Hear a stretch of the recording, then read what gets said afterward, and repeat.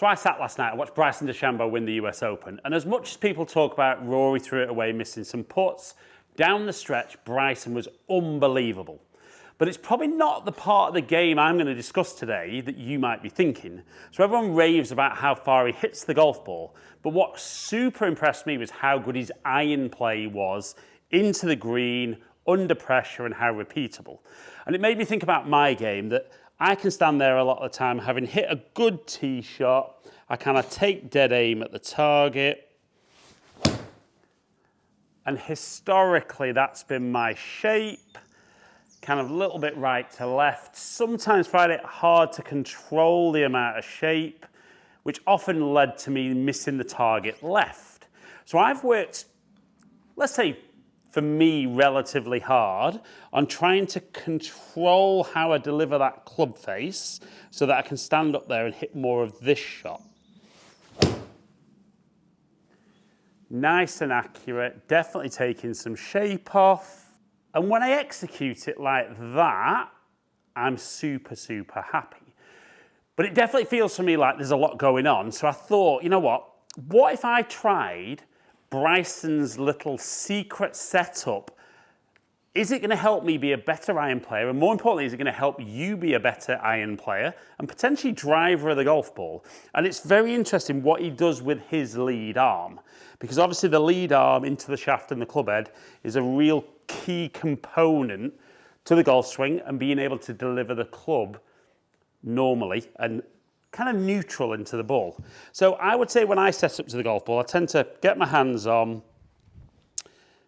pop the club down behind the golf ball. And I don't really think a lot about that lead arm, but it's quite interesting what Bryson does differently to me. So I'm going to talk you through it, and hopefully you might be at the range now working through this or sat at home, and this might be a little light bulb moment for you. So what he talks about is he doesn't just let his arm hang down, he fully internally rotates the top half of the arm and then externally rotates the lower arm, the forearm and the wrist, and then puts the hand on. And he said he feels from there like that left arm stays very stable during the golf swing.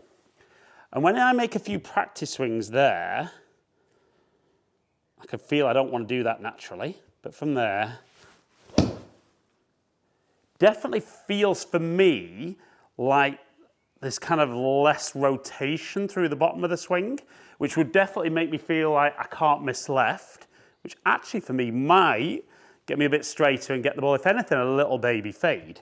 So I think it's always great making a few practice swings and just paying attention to what you feel. But I mean, this little change at setup might be 2-3 seconds for you to do.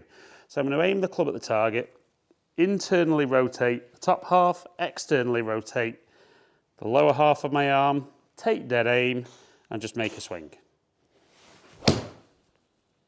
Oh, that is a very different feel for me. And it's a very, very straight golf shot. Now, when we look at TrackMan there, we can see lots of club head speed, low point spin ahead, so the club's travelled down, pretty near the middle of the club face, path very slightly from the inside, club face very slightly open but very neutral, and a straight shot and good carry at 164. And it is funny, and this is where golf's a great game, that definitely didn't feel for me, setting up like that, like the ball would do that. That definitely felt for me, because it definitely makes my left hand feel a little bit, what we'd traditionally call weaker on the club, so a little bit more that way on the club. And that actually felt like I might deliver it more that way. But very different feel in that lead arm. I always say with my clients as well, sample size of 1 is lovely, but I wouldn't judge something just solely on that.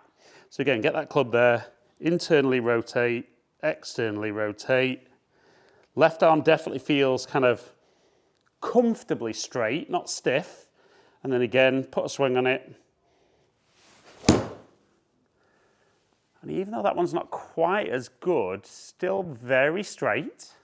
Again, speed's up, low point's good, path's good. Club face is closed this time, but a very, very small amount. It definitely feels like it's difficult to get the club face in a poor position from there. So when I get in my normal position with the lead arm, feels quite easy for me to kind of move that club face a lot. Whereas when I do that, kind of feels very difficult to get much of a change in the club face. And obviously, where that club face comes back is so key. So if potentially I've got that variation in my swing, whereas this change, you can see it's maybe a third or a quarter of the amount that I can normally do. So interesting, isn't it? And I do admire Bryson. You know, I think some of the stuff he talks about, I think he does definitely to get a little bit of interest in his golf game, but he's not afraid of doing it differently. So let's get top part of the arm, bottom part of the arm, get there, take dead aim, put a swing on it. Oh, yes. Yes, Bryson. You might just have fixed my iron swing. So we can see there again, 88 mile an hour club head speed, low point ahead, path and face a little bit different, but still giving me a very, very straight golf shot. So, like I said there, has Bryson DeChambeau fixed my iron play with that little change at setup that feels very simple to do? I just need to think about it and then stand up. Oh, that feels so easy. So easy. And again, lovely straight shot, good club head speed, very neutral delivery, and good distance. Now it is interesting, isn't it? Because that's definitely not something that personally I would ever really have worked on.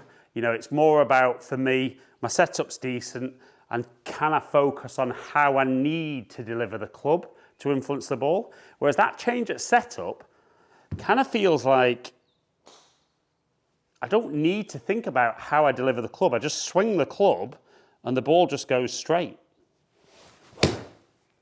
Oh, it's there again. That just feels like I can aim at the middle of the green, and it might not go bang in the middle of the green every time, but with that kind of delivery and that consistency in distance, I'm definitely not going to miss anything too much side to side. And I think if you're watching, and comment below, you know, I want you guys to interact with these videos.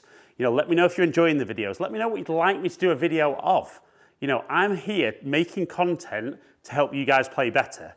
But something like that, that little change at address, I love things that you can build into your setup, not so you've got too much to think about, but it's nice having a little checklist at address so that you can keep the golf swing as simple as possible.